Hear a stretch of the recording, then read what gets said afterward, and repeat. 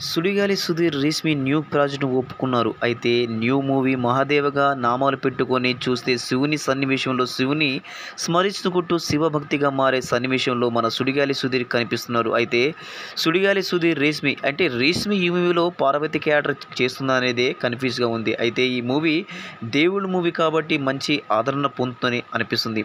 అయితే సుడిగాలి సుధీర్, రేష్మి వీళ్ళు చేస్తే ప్రాజెక్టు మంచి విజయం అందుకోవాలని ఆశిద్దాం. అయితే ఈ మూవీ రేష్మి కాకుండా వేరే అమ్మాయిని కూడా తీసుకుందామని డైరెక్షన్ డిపార్ట్మెంట్ అనుకుంటున్నారు. అయితే సుడిగాలి సుధీర్ అయితే రేష్మి దేవుళ్ళుగా వీళ్ళిద్దరూ అంతగా మెప్పించలేరని, వీళ్ళ లవర్‌గానే మంచి సీన్స్ పండుతుందని ప్రేక్షకులు అనుకుంటున్నారు. రేష్మి ఈ మూవీలో ఉంటుందనే లేదా వేరే అమ్మాయిని కూడా తీసుకుంటారా అనేది మనం వెయిట్ చేయాల్సిందే.